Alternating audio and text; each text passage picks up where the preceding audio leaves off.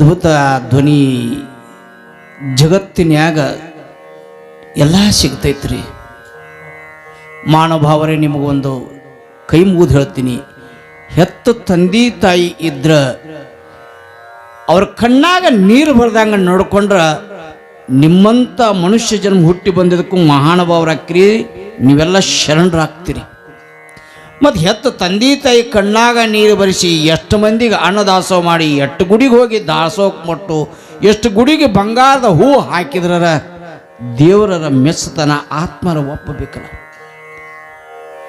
ಅಣ್ಣತಮ್ಮರ ಮದುವೆ ಆದ್ರು, ಆಸ್ತಿ ಪಾಸ್ತಿ ಹಂಚ್ಕೊಳಕ್ ಕುಂತಿದ್ರು, ಮುದಿಗೆ ಒಂದಾಗ ಕುಂತಿತ್ತು, ಗದ್ದಲ ಅಂದ್ರೆ ಗದ್ದಲ, ನನಗದು ಬೇಕು ನಿನಗಿದು ಬೇಕತ್ತ, ಎಲ್ಲ ಮುಗೀತು, ಹಂಚ್ಕೊಂಡ್ರು. ಮುದಿಕೆ ಕೇಳ್ತು, ಮತ್ತು ನಾ ಯಾರು ಪಾಲು ಅಂದರು, ಎಲ್ಲ ಸ್ತಬ್ಧ ಆತು. ಎಷ್ಟು ಮ್ಯಾಗ ವಿಚಾರ ಮಾಡಿ, ಎಲ್ಲ ಗದ್ದಲು ನಡೆದಿತ್ತು. ನನಗೆ ಆ ಹೊಲ ಈ ಹೊಲ, ನನಗೆ ಈ ಭಾಂಡೆ ಆ ಭಾಂಡೆ, ಗದ್ದಲು ಗದ್ದಲು ಗದ್ದಲು ನಡೆದಿತ್ತು. ಮುದಿಕೆ ಸುಮ್ಮ ಕೂತಿದ್ಲು, ಎಲ್ಲ ಮುಗೀತು. ಒಂದು ಮಾತು ಕೇಳಿದ್ರು, ಮತ್ತು ನಾ ಯಾರ ಕಡೆಯಪ್ಪ ಅಂದ್ಲು, ಎಲ್ಲರೂ ಸ್ತಬ್ಧ ಆತು. ನೋಡ್ರಿ ಹೇಗಿದೆ ನೋಡಿ ಜಗತ್ತು, ಹೇಗಿದೆ ನೋಡಿ ಜಗತ್ತು. ಅಲ್ಲ, ತುತ್ತು ಕೊಟ್ಟು, ರೊಟ್ಟಿ ಕೊಟ್ಟು, ಹೊಟ್ಟಿಗೆ ಬುತ್ತಿ ಕೊಟ್ಟು, ನೆತ್ತಿಗೆ ವಿದ್ಯೆ ಕೊಟ್ಟು ಕಲಿಸಿ ಬೆಳೆಸಿದ ತಂದೆ ತಾಯಿಗೆ ಪಾಲ ಮಾಡ್ಕೊಳ್ತೀವಿ ಅಂತಂದ್ರೆ, ಮತ್ತು ಮನುಷ್ಯ ಜನ್ಮ ಹುಟ್ಟಿ ಬಂದಕ್ಕರೆ ಏನು ಮನುಷ್ಯರ ಅಂತಾರೆ ಹೆಂಗೆ ನಿಮಗೆ? ಮೃಗಗಳಕ್ಕಿಂತಲೂ ಆ ಮೃಗ ಅಂತ ಮೃಗ ಹಂದಿ ಮಗದನ್ನ ಬಿಟ್ಟಿರಂಗಿಲ್ಲ. ನಾಯಿ ಸಹಿತ ಹಿಡಿಯಾಕ ಬಂದ್ರು ಕಚ್ಚಾಕ ಬರ್ತೈತಿ, ಅಷ್ಟು ಮಮತೆ ಪ್ರೀತಿ ಇರ್ತಾವ ಅವಕ್ಕ. ಮತ್ತು ಈ ಮನುಷ್ಯಗೆ ಇಟ್ಟು ಜ್ಞಾನ ಇದ್ದು ತಿಳುವಳಿಕೆ ಇದ್ದು ಮತ್ತು ಇದು ಹಿಂಗ್ಯಾಕೆ ಮಾಡ್ತೈತಿ? ಇದು ಮದುವೆ ಆಗುತ್ತಾನೆ ಚಲೋ ಇರ್ತೈತಿ ರೀ, ಅವನು ತಪ್ಪಲ್ಲ. ಮದುವೆ ಆಗ್ತೈತಿ, ಮದುವೆ ಆದ ಹೊಳಕ ಮಗಳನ್ನ ಕಳ್ಸಾಕ ಅಗಸಿತನ ಹೊಕ್ಕಾರ ಇಲ್ಲಿ ಅವ ನಿಮ್ಮ. ಅದಕ್ಕೇನ ಅಂತಾರಲ್ಲ, ನಡಿಯಾಕ ಹೊಂಟಾಳ, ಹೌದಲ್ರಿ? ನಡಿಯಾಕ ಹೊಂಟಾಳ. ನಡಿಯಾಕ ಹೋಗುವಾಗ ಆಕೆ ಎಷ್ಟು ದುಃಖ ಅನುಭವಿಸಿ ಎಷ್ಟು ಹತ್ತಿರ್ತಾಳ ಗೊತ್ತದ ನಿಮ್ಗೆ? ಯಾಕೆ ಹೇಳ್ರಿ ಹಾಕತ್ತಾಳ? ಇಷ್ಟು ದಿವಸ ಇಲ್ಲೇ ಇದ್ಕೊಂಡು ತಂದೆ ತಾಯಿ ಬಳಗದಾಗ ಇದ್ಕೊಂಡು ಇವತ್ತು ಗೊತ್ತಿಲ್ಲ, ಗುಣಾಚಾರ ಇಲ್ಲ, ಅವ್ರು ಹೆಂಗೆ ಏನು ಎಂತೋ ಏನೂ ಗೊತ್ತಿಲ್ಲ. ಅದಕ್ಕೆ ಆ ಮನೆಗೆ ನಡ್ಯಾಕ ಹೊಂಟಿನಲ್ಲ ಅಂತ ದುಃಖ ಮಾಡಿ ನೋವು ಅನುಭವಿಸಿ ತಂದೆ ತಾಯಿಯ ಬಿಡುಗಡೆಯಿಂದ ಹೋಗುವಾಗ ದುಃಖ ಏನೈತೆ ಅನ್ನೋದು ಕೆಟ್ಟ ಅನುಭವಿಸಿ ಹೋಗಿರ್ತಾಳ. ಅಕ್ಷಿ ಬಾಗಿಲು ಹೋಗಿ ಹನುಮಂತರು ನಮಸ್ಕಾರ ಮಾಡಿ ಹೋಗುವಾಗ ತಂದೆ ತಾಯಿ ಬಿಟ್ಟು ಹೋದ್ರೆ ಎಷ್ಟು ಕಷ್ಟ ಅನ್ನೋದು ಗೊತ್ತಿದ್ದು ಅತವಂತ ಹೋಗಿ ಆ ಮನೆಯಾಗ ಒಂದು ತಿಂಗಳು ಇದ್ದ ಬಳಕ ಗಂಡನ ತಲೆ ತುಂಬಿ ರಾತ್ರಿ ಹೆಗ್ಗನ ಕೆದರ್ದಂಗೆ ಕಿವಿ ಕೆದರಿ ಕೆದರಿ ಕೆದರಿ ಕೆದರಿ ಕೆದರಿ ನಿಮ್ಮವ್ವ ನಿಮ್ಮಪ್ಪಗೆ ಬ್ಯಾರೆ ಇಟ್ಟು ನಾವು ಬ್ಯಾರೆ ಹೋಗು ನಡಿ ಸಿಂದಿಗೆ ಮನೆ ಮಾಡುವಂತ ಗಂಡನ ಕರ್ಕೊಂಡು ನೀವು ಹೋಗಿ ಮನೆ ಮಾಡ್ತೀರಲ್ಲ, ಮತ್ತು ಆ ತಾಯಿ ತಂದೆ ಮಗನ ನೀವು ದೂರ ಮಾಡ್ತಿಲ್ಲ, ಅದ್ರ ಪಾಪ ನಿಮಗೆ, ಅದ್ರ ದುಃಖ ನಿಮಗೆ ಗೊತ್ತಿಲ್ಲೇನು? ನಾನು ನಿಮಗೆ ಕೇಳ್ತೀನಿ. ಅಲ್ಲ, ತಂದೆ ತಾಯಿ ಬಿಟ್ಟು ಹೋಗುವಾಗ ಹೆತ್ತ ತಂದೆ ತಾಯಿ ಬಿಟ್ಟು ನಾ ಹೆಂಗೆ ಹೋಲಿ ಅನ್ನೋ ದುಃಖ ಆಗಿ ಹತ್ತವ್ರದಿರಿ, ಅನುಭವಿಸಿರಿ. ಅದ್ರದ್ದು ಏನು ಅನ್ನೋದು ಗೊತ್ತಿದ್ರು ಕೂಡ ನಿನ್ನ ಗಂಡನ ಕರ್ಕೊಂಡು ಆ ಮನೆಯಿಂದ ಹೊರಗೆ ತಂದು ಬ್ಯಾರೆ ಮಾಡ್ಕೊಂಡು ತಿಂತೀಯಲ್ಲ, ಆ ದುಃಖ ಅನುಭವಿಸಿದ ನಿನಗೆ ಗೊತ್ತಿದ್ರು ಮತ್ತು ಆ ತಂದೆ ತಾಯಿಯಿಂದ ಗಂಡನ ಬ್ಯಾರೆ ಮಾಡುವಂಥ ಕೆಟ್ಟ ಮನೋಭಾವ ನಿಮಗೆ ಯಾಕೆ ಬರ್ತೈತಿ? ಎಲ್ಲಿಂದ ಬಂತದು? ಗೊತ್ತಿಲ್ಲ ಮಾಡಿದ್ರು ಪರವಾಗಿಲ್ಲ, ಅನುಭವಿಸಿರಿ, ಗೊತ್ತಾದ ಹತ್ತು ಬಂದವ್ರದಿರಿ. ಮತ್ತು ನಿಮ್ಗೆ ಇಷ್ಟೆಲ್ಲ ಗೊತ್ತಿದ್ದು ನನ್ನ ಗಂಡನ ನಮ್ಮಪ್ಪ ಅವ್ರ ಅಪ್ಪನ ಅವನು ಬಿಟ್ಟು ಅತ್ತಿ ಮಾವನ ಬಿಟ್ಟು ಬರ್ತಾನೆ, ಹೆಂಗೆ ನಾನು ಅದಕ್ಕೊಂಡು ಹೊಂದ್ಕೊಂಡು ಹೋದ್ರೆ ಹೆಂಗೆ ಆಕೈತಂತ ಈ ಸದ್ಗುಣ ಬರದೆ ಹೋಗಿ ಎಷ್ಟು ವಿದ್ಯೆ ಇದ್ರೂ ತಗೊಂಡೇನು ಮಾಡಿದೆ? ಇದು ಬೇಕು ಸಂಸ್ಕಾರ. ನಾ ಹೇಳೋದು ನಿಮಗೆ, ಮಗಗ ಸಾಲಿ ಕಲಿಸ್ರಿ ಬೇಡ ಅನ್ನಂಗಿಲ್ಲ. ಮಧ್ಯಾಹ್ನ 1 ಗಂಟೆಗೆ ಸಾಲಿಯಿಂದ ಬಂದಗಳನ್ನ ಮುಖ ತಕೊಂಡು ಊಟ ಮಾಡಿ ಡ್ರೆಸ್ ಚೇಂಜ್ ಮಾಡಿ ಹೊಲದಾಗ ಅಪ್ಪ ಅದಾನಂದ್ರ ಗಳೆ ಹೊಡ್ಯಾಕತ್ತಾನಂದ್ರ ಓಡಿ ಹೋಗಿ, ಯಪ್ಪ ಇಷ್ಟೊತ್ತನ ದುಡಿದಿ ಕೊಡೋ ಹಗ್ಗ ತಾ ಬಾರ್ಕೋಲಂತ ತೀಕೊಂಡು ತಂದೆಗೆ ಬಿಡಿಸಿ ನೀವು ವಿಶ್ರಾಂತಿ ತಗೋ ಕುಂದೂರಂತ ಯಾವ ಮಗ ಗಳೆ ಮ್ಯಾಗ ಕೈ ಇಟ್ಟು ಹೆಗಲ ಮ್ಯಾಗ ಬಾರ್ಕೋಲ ಹಾಕೊಂಡು ಗಳೆ ಹೊಡ್ಯಾಕ ನಿಂದಿರ್ತಾನ, ಅವ ನಿಜವಾದ ಮಗ. ಅಂತ ಮಗನ ಹರಿದಿದ್ರೆ ನೀವು ಸಂಸ್ಕಾರವಂತ ಮನೆತನದವರು. ಅಪ್ಪ ನೀರು ಹಾಸಾಕತ್ತಿದ್ನಂದ್ರ ಮಗ ನಮ್ಮಪ್ಪ ದುಡಿಯಾಕತ್ತ, ನಾನು ಹೋಗಿ ಅವನು ಒಂದು ಈಟು ನೆರವಾಗಬೇಕು, ಅವನಿಗೊಂದಿಟ್ಟು ಸಹಾಯ ಮಾಡ್ಬೇಕಂತ ಓಡಿ ಹೋಗಿ, ಯಪ್ಪ ಸಲ್ಕಿ ಕೊಡು, ಬಿಸಿಲಾಗಿ ಯಾಕೆ ಹರಿಯಾಣಕ್ಕಿ, ನನಗೆ ವಯಸ್ಸದ, ನಿನ್ನ ವಯಸ್ಸಾಗ್ಯದ, ಗಿಳಿದು ಬಿಡ್ಕೊಳಂತ ಸಲಿಕೆ ತಗೊಂಡು ನಿಂತ್ರೆ ಅವನು ನಿಜವಾದ ಸಂಸ್ಕಾರವಂತ ಮಕ್ಕಳು. ನೋಡಿ ನೋಡಿ ನೋಡಿ ಮನೆಯಾಗ ಮೊಬೈಲ್ ನೋಡ್ಕೊಳ್ಳಿ ಬಿದ್ದು ಅಂದ್ರೆ ಮನಿಗೆ ಮಕ್ಕಳಲ್ಲವೋ ಮನಿಗೆ ಇಕ್ಕಳ. ನೀವು ಇಕ್ಕಳ ಹಡಿದಿರೋ ಮಕ್ಕಳ ಹಡಿದಿರೋ ನೀವ ವಿಚಾರ ಮಾಡಿ. ವಿದ್ಯೆದ ಜೊತೆ ಸಂಸ್ಕಾರ ಕೊಡಬೇಕು. ಗೊತ್ತಿನ ಶಾಲೆ ಒಳಗ ಸಂಸ್ಕಾರ ಅಂದ್ರೆ ಗೊತ್ತಿಲ್ಲ. ಅದಕ್ಕೆ ಗುರುಕುಲ ಅಂತಿದ್ದು ಹಿಂದಿನ ಕಾಲದೊಳಗ. ಗುರುಕುಲದೊಳಗ ಎಂಥ ಶಿಕ್ಷಣ ಇರ್ತಿತ್ತಂದ್ರೆ ನೈತಿಕ ಮಟ್ಟ ಅಂತಿತ್ತಿತ್ತು, ನೀತಿ ಶಾಸ್ತ್ರ ಅಂತಿತ್ತು, ಧರ್ಮಶಾಸ್ತ್ರ ವಿಚಾರಗಳನ್ನು ಅಲ್ಲಿ ಹೇಳ್ತಿದ್ರು. ಸತ್ಯ ಹರಿಶ್ಚಂದ್ರನ ಕತೆ, ವೀರಾದಿ ವೀರರ ಕತೆ, ಈ ಚಳವಳಿ ಮಾಡಿದವರ ಕತೆ, ಇಂಥ ಒಂದೊಂದು ಪಾಠವನ್ನ ಮಕ್ಕಳಿಗೆ ನಿತ್ತಲು ಕೂಡ ಒಂದೊಂದು ಬೋಧನೆ ನಡಿಬೇಕು. ನೀತಿ ಶಾಸ್ತ್ರದ ಬಗ್ಗೆ ನಡಿಬೇಕು. ಆ ಮಕ್ಕಳಿಗೆ ಸಂಸ್ಕಾರ ಕೊಡಬೇಕು. ಯಾವ ಮಕ್ಕಳು ಮನೆಯಿಂದ ವಿಭೂತಿ ಹಚ್ಕೊಂಡು ಮಠಕ್ಕೆ ಬಂದು ನಮಸ್ಕಾರ ಮಾಡಿ ಸಾಲಿ ಹೋಗ್ತಾವಲ್ಲ, ದುಡ್ಡು ಬಿದ್ರೂ ಕೂಡ ಆ ದುಡ್ಡು ತಗೊಂಡೋಗಿ ಅವ್ರ ಹೆಡ್ ಮಾಸ್ಟರ್ ಕೈಯಾಗ ಕೊಟ್ಟರೆ ಅವು ನಿಜವಾದ ಸಂಸ್ಕಾರವಂತ ಮಕ್ಕಳು. ಅಂಥ ಮಕ್ಕಳು ಫ್ಯಾಕ್ಟ್ರಿ ತಯಾರು ಮಾಡಕತ್ತಾರೆ ನಮ್ಮ ಅಪ್ಪೋರಿ ಮಠದಾಗ. ಇದು ನಿಜವಾದ ಗುರುಕುಲ ಶಾಸ್ತ್ರದ ಸಂಸ್ಕಾರ ಸಿಗ್ತಕ್ಕಂಥ ವಿದ್ಯೆ. ವಿದ್ಯೆ ಅಂದ್ರೆ ತೆಲಿಗೆ ಹತ್ತೋದಲ್ಲ, ನೀತಿ ನಡವಳಿಕೆ ಶಿಕ್ಷಣ ಬೇಕು. ಹಂಗಾದ್ರೆ ನಾವು ಎಲ್ಲಿ ದಾರಿ ತಪ್ಪಕತ್ತೀವಿ ಅಂದ್ರೆ ನಮ್ಮ ರೊಕ್ಕದ ದಿಮಾಕಿನ್ಯಾಗ ಮಕ್ಕಳಿಗೆ ದೊಡ್ಡ ದೊಡ್ಡ ಕಾನ್ವೆಂಟ್ಗೆ ಹಾಕಿ ನಾವು ದಾರಿ ತಪ್ಪಕತ್ತೀವಿ. ಪೊಲೀಸ್ ಕ್ವಾರ್ಟರ್ಸ್ ಇತ್ತು. ಪೊಲೀಸ್ ಕ್ವಾರ್ಟರ್ಸ್ದಾಗ ಎಲ್ಲ ಸಿಬ್ಬಂದಿ ಇದ್ರು. ಸಾಯಂಕಾಲ ನೀರು ಬಂದಿದ್ದು, ನೀರು ತುಂಬಾಕತ್ತಿದ್ರು 5 ಗಂಟೆಗೆ. SP ಹೆಂಡತಿ, DYSP ಹೆಂಡತಿ, ಆ SP ಡ್ರೈವರ್ ಹೆಂಡತಿ, ಕಾನ್ಸ್ಟೇಬಲ್ 3 ಮಂದಿ ನೀರು ಬಂದಿತ್ತು. ನೀರು ತುಂಬಕ್ಕೆ ಪಾಳಕ್ಕೆ ನಿಂತಿದ್ರು. 5 ಗಂಟೆ ಆಯಿತು. ವ್ಯಾನ್ ಬಂತ್ರಿ. ವ್ಯಾನ್ ಬಂದಗಳ ಮಗ ಬಂದ. ಅವ್ವ ನೀರು ತುಂಬಾಕತ್ತಿಲ್ಲ. ಯಾರು? SP ಹೆಂಡತಿ. Hi mummy ಅಂದವ.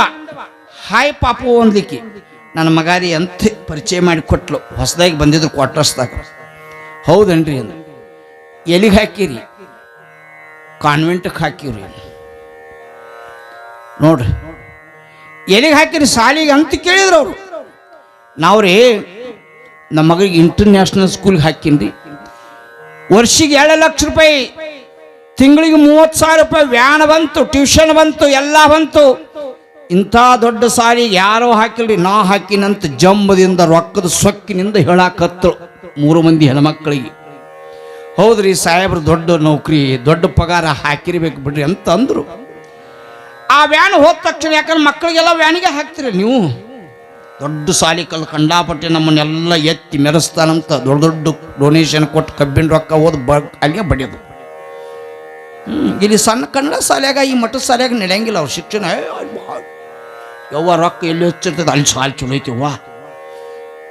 2 ಲಕ್ಷ ರೂಪಾಯಿ ಡೊನೇಷನ್ ಅಂದ್ರೆ 5 ರೊಕ್ಕ ಹೋದ್ರಿ ಅವ್ವ, ಕಬ್ಬಿನ ರೊಕ್ಕ ಏನು ಒಂದು ಉಳ್ಳಾಗಡ್ಡಿ ರೊಕ್ಕ ಹೋದ್ರೆ ಆತು.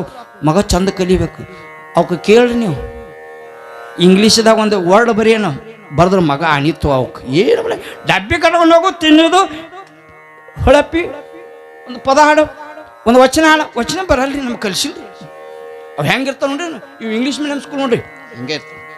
ತಲೆ ಗೋಣಿ ಎತ್ತಬಾರ್ದು, ಸ್ಟಿಕ್ ಹೇಳ್ತಾರ ಅವ್ರು ಟೀಚರ್. ಹಿಂಗಿಟ್ಟು ಒಂದು ಹಿಂಗೆ ಹೋಗೋದು. ಹೋಗಿ ಗಾಡಿಗೆ ಹಾದ್ರು, ಮಮ್ಮಿ ಗಾಡಿಗೆ ಹಾದ್ಯಾ, ಗಾಡಿಗೆ ಏನಾಗ್ತೋ ಏನೋ ಗೊತ್ತಿಲ್ಲ ನನಗತ್ತೋ. ಎಲ್ಲಿಗೆ ಮಟ್ಟದ ಶಿಕ್ಷಣ ಅಂದ್ರೆ ನಮ್ಮ ಕನ್ನಡ ಶಾಲೆ ಹುಡುಗರು ಕೇಳ್ರಿ. ಕನ್ನಡ ಶಾಲೆ ಹುಡುಗರು ಭಾಳ ಚುರುಕಿರ್ತಾವ. ಇವು ಊರಾಗ ಅಡ್ಡಾಡ್ತಿರ್ತಾವಲ್ರಿ, ಇವಕ್ಕೆ ಜನರಲ್ ನಾಲೆಜ್ ಇರ್ತೈತಿ, ಇವಕ್ಕೆ ನಾಲೆಜ್ ಇರಂಗಿಲ್ಲ. ಬರೇ ಓದು ಓದು ಓದು ಓದೋದು ಹುಳ ಇರ್ತಾವೆ. ಪುಸ್ತಕ ಹುಳ ಅಂದ್ರೆ ಇಂಗ್ಲೀಷ್ ಮೀಡಿಯಮ್. ಇವು ಜಾಣಿ ಎಸ್ ಪಪ್ಪ ಸಾಯುತ್ತಾನೆ, ಇದೊಂದ ನಾವು ಪಪ್ಪ, ಇದು ಬಿಟ್ಟು ಮತ್ತೊಂದು ಪೆಪ್ಪನ ಬರಂಗಿಲ್ಲ ಇವಕ್ಕೆ. ನಮ್ಮ ಹುಡುಗರು ಕೇಳಿ ಜಾನಪದ ಹಾಡು ಅಂದ್ರೆ ಕನ್ನಡ ಶಾಲೆ ಹುಡುಗರು ಹಾಡಿಸ್ಬೇಕಾರೆ ನೋಡಿ ಹೆಂಗೆ ಹಾಡ್ತಾನವ. ಊರಂದು ಎಲ್ಲ ಗೊತ್ತಾಗೋದು ಜನರಲ್ ನಾಲೆಜ್. DYSP ಮಗ ಬಂದ, ಏಕೆಂದ್ರೆ ಇದು ನನ್ನ ಮಗ ರೀ, 2ನೇ ಮಗ. ಇವಂಗೆಲ್ಲ ಹೆಚ್ಚಿರಿ, ಇವನಿಗೆ CBS ಸ್ಕೂಲಿಗೆ ಹಚ್ಚಿವ್ರಿ. ಇವನಿಗೆ 1.5 ಲಕ್ಷ ರೂಪಾಯಿ ರೀ, ತಿಂಗಳ 20,000 ರೂಪಾಯಿ ಡೊನೇಷನ್ನ, ಗಾಡಿದು ಗಿಡಿದು ಎಲ್ಲ ಹಿಡಿದು. ಹಾಯ್ ಮಮ್ಮಿ ಅಂದ. ಅವನು ಹೋದ, ಈಕೆ ನೀರು ತುಂಬ ಕತ್ತಿದ್ಲು. ಇದು 3ನೇದ್ದು ಕಾನ್ಸ್ಟೇಬಲ್ನ ಮಗ, ಅವ್ರು ನೀರು ತುಂಬ ಕತ್ತಿದ್ಲು. ಇದಕ್ಕೇನು ಕಾನ್ಸ್ಟೇಬಲ್ ಅಂದ್ರೆ ಎಷ್ಟು ಪಗಾರ ರೀ? ಸೈಕಲ್ ತೊಗೊಂಡು ಬಂತಿದ್ದು. ಇವಕ್ಕೇನು ವ್ಯಾನ್ ಇಲ್ಲ ಏನಿಲ್ಲ. ಮಮ್ಮಿ ಅಂದ, ಬಾರ ನನ್ನ ಕೂಸಿ ಯಾವ ಬಂದೆ ಅನು. ಆಕೆ ಹೇಳ ಇವ ನನ್ನ ಮಗ ರೀ. ಎಲ್ಲಿ ಹಾಕಿರಿ? ಇದ ನಮ್ಮ ಊರು ಮಟ್ಟದ ಮುತ್ಯಾರ ಸಾಲಿ ಐತಲ್ರಿ, ಆ ಗುರುಕುಲ್ದಾಗ ಹಾಕಿವ್ರಿ. ಸೈಕಲ್ ಹಚ್ಚಿದ, ಯವ್ವ ನೀ ಯಾಕೆ ನೀರು ಹೊರಾಕತ್ತಿ, ನಾ ಬರುತ್ತಾನ ತಡಿಬಾರ್ದನಂತ ತಿಳ್ಕೊಂಡು ನೀರು ತುಂಬಿಕೊಂಡು, ಯವ್ವ ನೀ ಸೈಕಲ್ ತಗೋ, ನಾ ಎರಡು ಕೊಡ ತಗೊಂತ ಹೆಗಲ ಮ್ಯಾಗ ತಗೊಂಡು ಮನಿತನ ಹೋದ. ಈ ಮಕ್ಕಳು ಬೇಕೋ ಏನು ಹಾಯ್ ಬಾಯ್ ಹೇಳೋ ಮಕ್ಕಳು ಬೇಕೋ? ನೀವು ವಿಚಾರ ಮಾಡಿ ಎಂಥ ಮಕ್ಳಿಗೆ ಸಂಸ್ಕಾರ ಕೊಡ್ಬೇಕು ಅನ್ನೋದು. ನಾವು ಏನು ಕೊಡಾಕತ್ತೀವಿ ಅಂದ್ರೆ ಹಾಯ್ ಮಂದ್ಯಾಗ ಅವ್ವ ಅಂದ್ರೆ ಮಂದ್ಯಾಗ ಅವ್ವ ಅಂತಾರ. ಕಾನ್ವೆಂಟ್ಗೆ ಹಾಕಿ ನಿನಗೆ 2 ಲಕ್ಷ ಕೊಟ್ಟು ಮಮ್ಮಿ ಏನು ಮಮ್ಮಿ ಅನ್ನಕೋದು ಎಮ್ಮಿನ ಅಂತ ಮಮ್ಮಿ ಏನು ಮಮ್ಮಿ ಅದು ಮಮ್ಮಿ ನಾಲ್ಕು ಬರೋದಿಲ್ಲ ಅಂದ್ರು. ಯವ್ವ ಅಂದ್ರು ಹೊಡಿದ ಮಾರಿಗೆ ಮಣ್ಣು ಒಂದು ಲಗ್ನ ನೋಡಿ ಯವ್ವ ಅಂತ ಮಾರಿ ಕಪ್ಪ ಹೊಡೆದು. ಯಾಕ ಮಮ್ಮಿ ಮುಂದೆ ತೆಗ್ದಿ ಕಾನ್ವೆಂಟ್ಗೆ ಹಾಕಿ ನೀನು ಯಪ್ಪ ಅಂದ್ರೆ ಸಾಕಲ್ಲ, ಗಪ್ಪ ಹೊಡಿತಾನ ಬಾಯಿಗೆ. ಪಪ್ಪ ಅಂತ ಡ್ಯಾಡಿ ಏನು ಡ್ಯಾಡಿ ಅಂದ್ರೆ ಡೆಡ್ ಡೆಡ್ ಅಂದ್ರೆ ಸತ್ತೈತಂತ. ಇವು ಸತ್ತದ ಕಲ್ಸಾಕತ್ತೀರಿ ನೀವು. ಇಂಗ್ಲೀಷ್ ಇರಬಾರ್ದಂತಲ್ಲ, ಬಾಯಿ ತುಂಬ ಅಮ್ಮ ಅಂದ್ರೆ ಕರಳು ಹೆಂಗೆ ಹತ್ತೈತಿ ನೋಡ್ರಿ ಹೃದಯಕ್ಕೆ. ಅಪ್ಪ ಅಂದ್ರೆ ಎಷ್ಟು ಆನಂದ ಆಕೈತಿ. ಅದು ಬಿಟ್ಟಾವು ಮಮ್ಮಿ ಡ್ಯಾಡಿ, ದೊಡ್ಡದಕ್ಕೂ ಅಂಕಲ್ಲ, ಸಣ್ಣದಕ್ಕೂ ಅಂಕಲ್ಲ, ವಯಸ್ಸಾದಕ್ಕೂ ಅಂಟಿನೇ, ಸಣ್ಣ ಖುಷಿನೂ ಅಂಟಿನೇ ಅಂಟಿ. ಯಾವ್ದು ಅಂಟಿ? ಅಪ್ಪ ಅನ್ನೋದು ಹಳೆದ ಆಯ್ತು, ಡ್ಯಾಡಿ ಅಂತ ಹೊಸಾದು ಬಂತು. ಡ್ಯಾಡಿ ಡ್ಯಾಡಿ ಅಂದಿದ್ದು ನೋಡಿ, ಡ್ಯಾಡಿ ಡ್ಯಾಡಿ ಅಂದಿದ್ದು ನೋಡಿ, ದಾಡಿಗೆ ರೊಕ್ಕ ಇಲ್ದಂಗೈತು. ಶೋಕಿ ಫ್ಯಾಷನ್ ಕಾಲ ಬಂದೆ ಬಿಟ್ಟಿತ್ತು. ಈ ಕಲಿಯುಗದಾಗ ಫ್ಯಾಷನ್ ಕಾಲ ಬಂದೆ ಬಿಟ್ಟಿತ್ತು. ಫ್ಯಾಷನ್ ಕಾಲ ಬಂದೆ ಬಿಟ್ಟಿತ್ತು. ಈ ಕಲಿಯುಗದಾಗ ಫ್ಯಾಷನ್ ಕಾಲ ಬಂದೆ ಬಿಟ್ಟಿತ್ತು.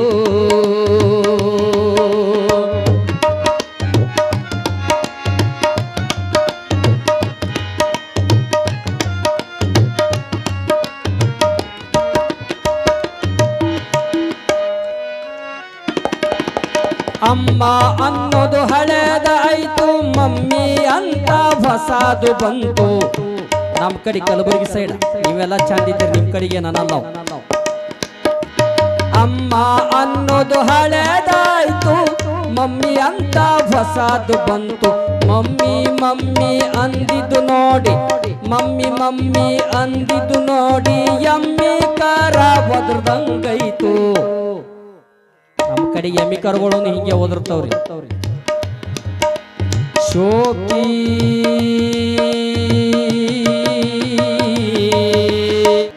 ಎಷ್ಟೇ ಫ್ಯಾಷನ್ ಯುಗದಾಗ ಹೋಗ್ರಿ, ನಿಮ್ಮ ಧರ್ಮ ಬಿಡಬೇಡ್ರಿ, ನಿಮ್ಮ ಸಂಸ್ಕಾರ ಬಿಡಬೇಡ್ರಿ, ನಿಮ್ಮ ಸಂಸ್ಕೃತಿ ಮರಿಬೇಡ್ರಿ.